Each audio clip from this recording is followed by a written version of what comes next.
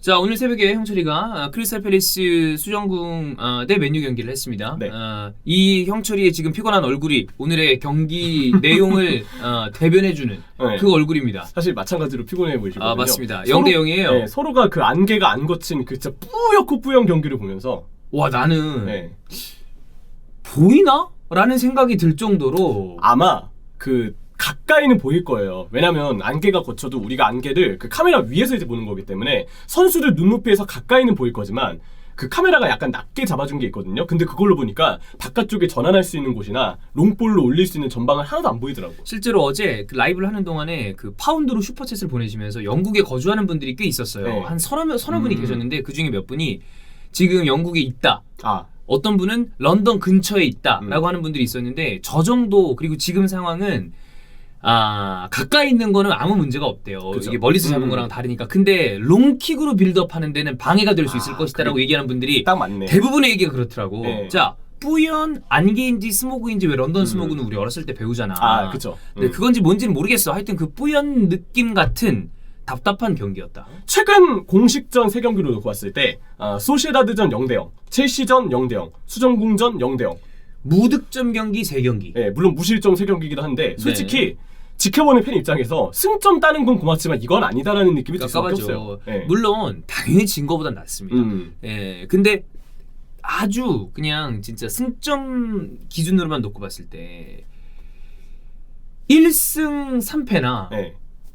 뭐 3무나 그러니까 그만큼 이게 무승부한 게 승점이 되게 계속 떨구고 있는 거야. 그렇죠. 똑같죠 결국은. 분위기면으로 봤을 때 지지 않았다는 것만 빼고는 썩 좋지 않다는 거죠. 그렇죠. 그래서 보면은 뭐 1승 3패나 뭐 1무 3패나 결국은 다 뭐라고 해야 돼 이거는 또 계산이 안 되네요. 그래 여하간에 그만큼 무승부가 안 좋다는 거야. 안 좋다는 거죠. 네. 그래서 봤을 때 이날 그 승점 맨유가 이제 승점을 따면서 51점이 됐는데 3위 레스터하고의 승점 차가 1점 차로 유지가 됐습니다. 근데 이게 아쉬운 건 번리하고 레스터하고 경기가 그 전에 끝났는데 1대1 무승부였어요. 맞아요. 그래서 맨유가 오히려 이날 팰리스를 이기면 레스터를 제치고 보다도 승점 차를 벌려서 그치. 2위 자리는 아무리 맨체스터 더비를 지더라도 확고하게 벌릴 수가 있었거든요. 근데 그 기회를 놓침으로써 2위 자리를 자칫 레스터한테 다음 라운드에서 빼앗길 수 있는 위험도가 생겼고 밑에 있는 첼시랑 리버풀이랑 사실 승점 차가 좀 나긴 합니다. 근데 그죠. 경기 수를 감안하면 이게 4점권 안에 있다고 봐도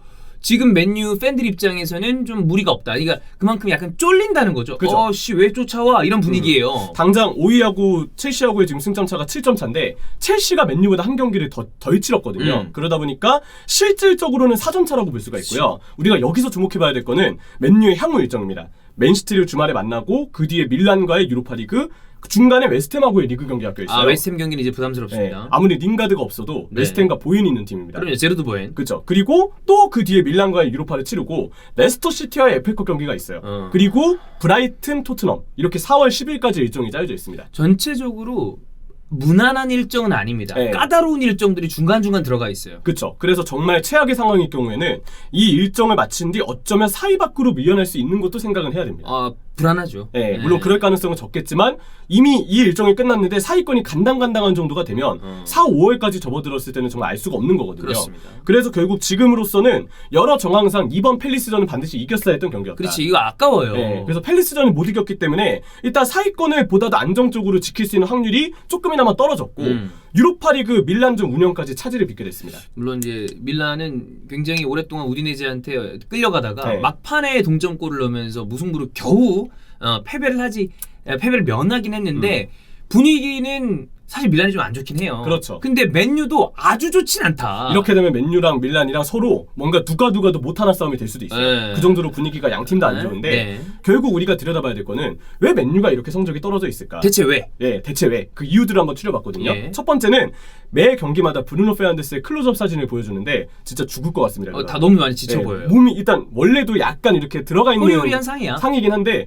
뭔가 안쓰러워질 정도로 다 전신이 지쳐 있어요. 브루노 페르난데스는. 오늘 브루노 페르난데스는 공 간수 자체를 굉장히 버거워하더라고. 그렇죠. 이게 체력적으로 지쳐 있을 때 부패가한테 딱 느껴지는 플레이가 터치가 좀 튀는 거, 패스 미스가 많아지는 맞아요. 거. 결국은 이 체력적인 여유가 없으니까 터치할 때 볼 쪽에만 시선이 많이 가게 돼요. 그러면 시야가 좁아지니까 자연스럽게 이 선수가 만들 수 있는 플레이의 폭도 줄어들게 되는 거죠. 그래서 최근에 이 브루노 페르난데스는 1월 즈음부터 정확히는 12월에서 1월이 되면서부터 체력적인 저하가 저는 크게 느껴졌다고 보거든요. 네. 그래서 물론 브루노 페르난데스는 체력적으로 지쳐있던 올해 경기들에서도 스탯은 꾸준하게 스탯은 쌓았어요. 쌓여요. 근데 팬분들 사이에서도 부패 경기 영향력은 떨어졌지만 꾸역꾸역 스탯을 쌓고 있다. 오히려 이렇게 평가를 하게 되는 부분이 많았던 게 사실이고요. 브루노 페르난데스 같은 선수가 최근에 이제 뭐 얘기가 있었던 게 빅클럽과의 경기에서 약하다. 네. 근데 그거는 뭐 그렇다 치고 논외로 보고 요즘 경기들은 그 외의 경기들에도 본인의 이전에 번뜩였던 모습이 덜 나옵니다. 그렇죠. 그러니까 예전에 이 선수 자체가 원래 패스 성공률이 높지 않아요. 왜냐면 워낙에 도전적이고 모험적인 시도를 하니까. 근데 그게 아니야. 안정적으로 가야 되는 상황에서도 놓쳐. 그러니까 그렇죠. 이거는 안타까운데 문제는 지금 맨유가 브루노 페르난데스가 부진하면 같이 부진한 팀이 되어 있기 때문에 네. 사실상 에반겔리온과 이 그 주인공들 간의 싱크로율 마냥 같이 가요. 그 얘가 아프면 같이 아파. 음. 그래서 딱 그 상황이죠. 그리고 저는 강팀전에서 부패가 좀 막힌다, 약간 안 풀린다라고 생각이 드는 것도 강팀들은 당연히 상대적 약팀들에 비해서 얘네 브루노 페르난데스 막으면 돼. 그래서 부패를 실질적으로 막을 수 있는 힘이 더 큰 팀들이에요. 그리고 부패가 막히면 맨유가 아무 수단도 없게 된다는 되죠. 걸 말하는 거니까. 그래서 강팀전에 약해지는 것 같고 요즘 같은 경우에는 부패가 지쳐 있으니까 팀이 뭔가 그 외에 삼을 수 있는 원동력이 없어지는 거죠. 그런 문제가 일단 있겠고 결국 이럴 때 느껴지는 아쉬움이 부패가 빠져있는 동안 그래도 1, 2월에 맨유가 승점을 잘 쌓을 수 있었던 이유는 폴 포그바 때문이었습니다. 맞아요. 저는 이 포그바의 부재가 굉장히 결정적이라고 생각해요. 난 오늘 경기에서 계속 그 경기 중에도 얘기했는데 포그바 같은 선수가 필요하다 이런 경기에는. 그쵸. 왜냐면 이런 선수가 그 매직을 부리는 선수죠. 마법을 부리는 선수인데 이런 좀 수정궁이 되게 수비벽을 견고하게 쌓아놨을 때 기습적인 중거리를 때린다거나 아니면 본인의 개인 기량으로 밀고 들어간다거나 이런 걸 포그바가 해줘야 되고 나는 오늘 경기에서 아쉬웠던 게 또다시 완비사카였거든요. 네. 룩쇼랑 비교했을 때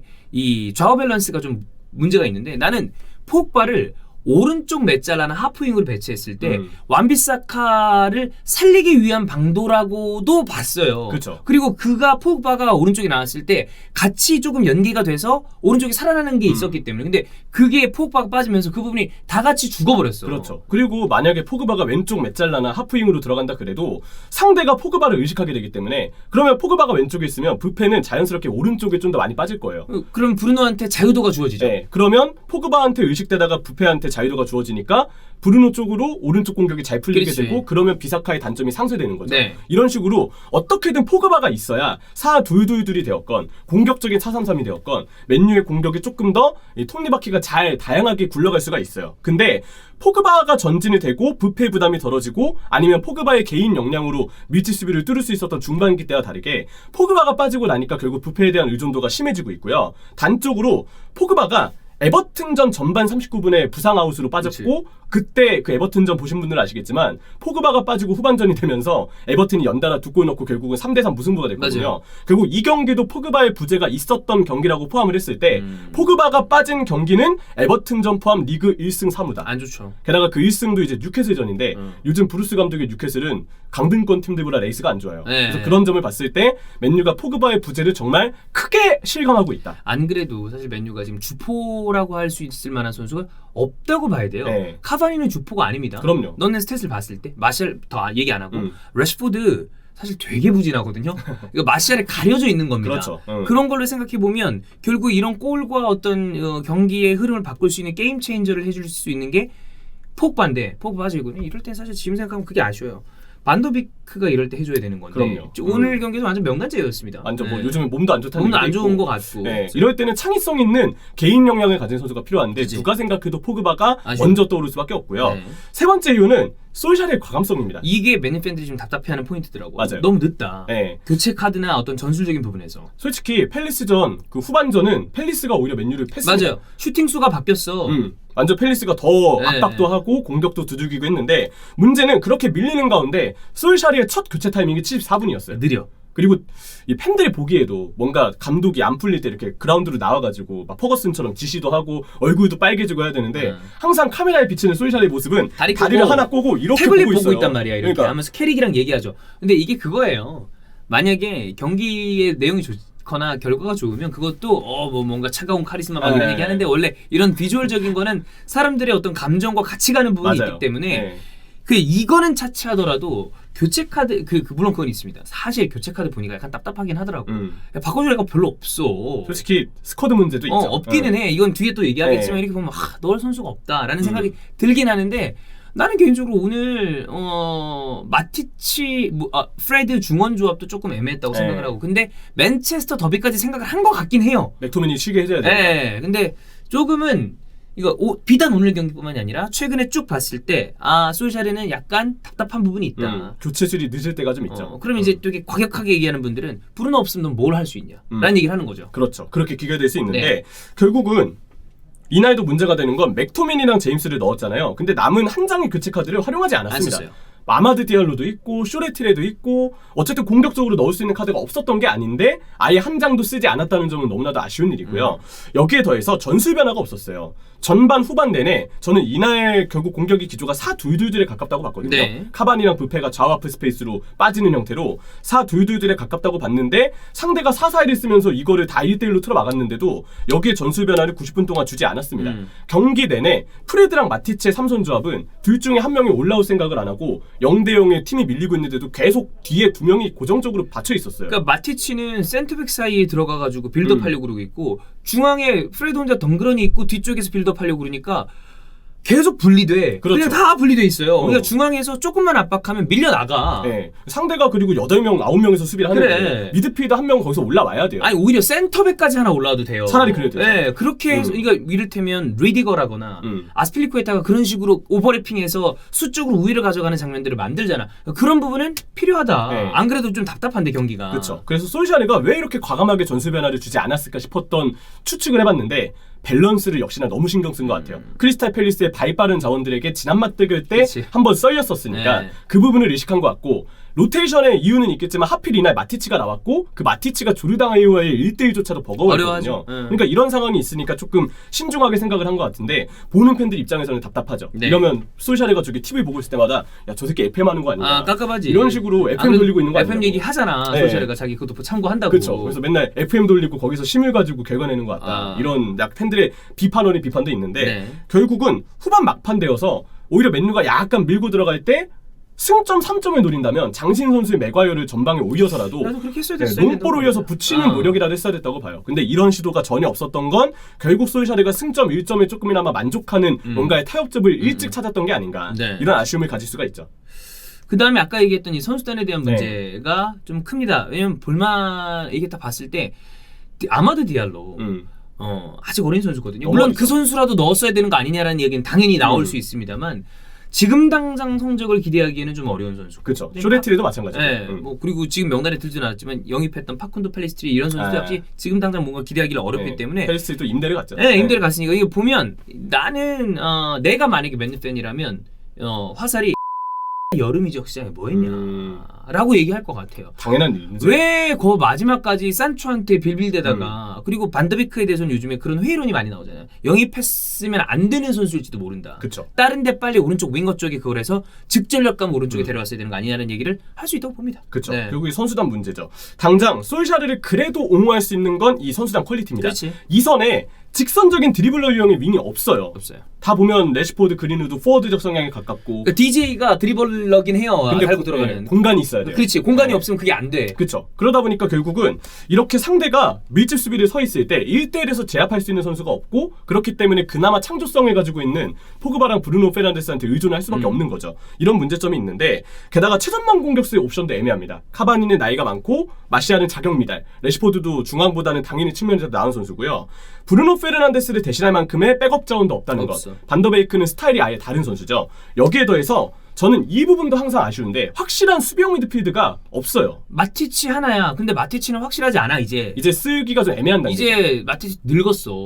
그러다 보니까 확실한 수비형 미드필드가 없으면 문제가 되는 게 4-3-3 전술을 쓸 수 없습니다. 없어요. 저희가 소시에다드 영상에서도 이 팀이 4-2-2-2를 쓰다가 억지로 4-3-3으로 변하는 전술 과정을 읊어드렸는데 이런 식으로 경기 중에 모험수를 던져서야만 4-3-3이 될 수 있을 정도로 스쿼드의 불균형이 심합니다.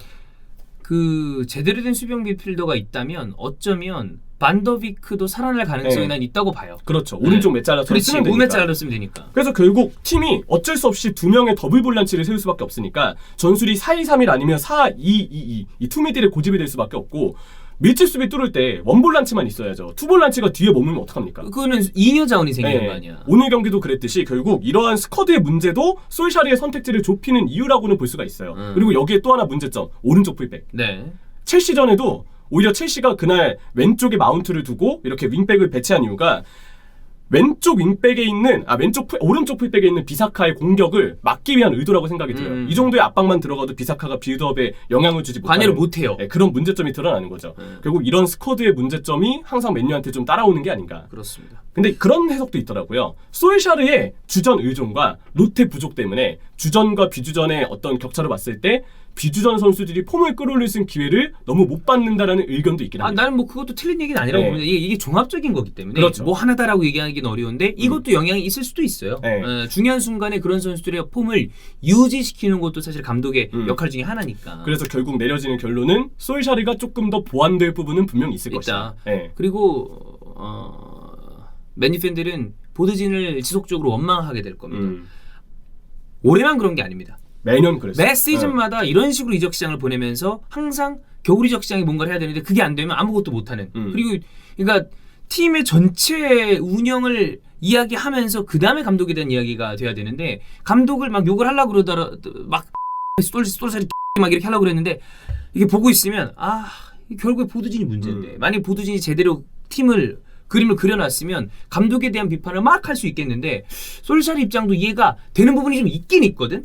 물론 솔샤르가 비판받을 부분이 되게 많습니다만 그래서 지금 상황이면 사실 남은 시즌에 이게 쉽게 바뀌진 않을 겁니다. 왜냐하면 스쿼드가 제한적이고요. 솔샤르가 지금 시즌 중에 막 뭔가를 바꿀 수 있는 상황은 아닙니다. 그러면 어떻게든 마지막까지 챔피언스리그 티켓은 따야 될 거 아니야. 근데 그 부분에 대해서는 지금 약간 조심해야 될 단계가 온 것 같아요. 나는 맨유는 걱정하지 않아도 된다라는 의견이었는데 최근에 무승부가 너무 많으면서 승점이 계속 깎였어요. 밑에서는 올라오고 있고 조심해야 됩니다.